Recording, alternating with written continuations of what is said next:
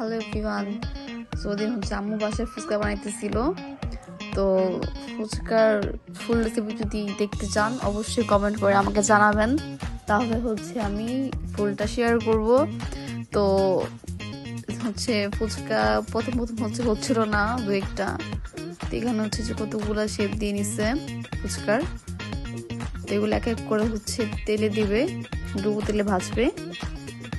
তো একটু পর হচ্ছে ফুচকাগুলো মানে ফুলে যাচ্ছিল, তখন পরে আমার দেখতে এত সুন্দর লাগতেছে, আমি হচ্ছে নাড়াচাড়া দিতেছিলাম। তো বাসায় বানাইছি, এর থেকে বেটার কি হবে। যাই হয়েছে আলহামদুলিল্লাহ, ভালো হয়েছে অনেক।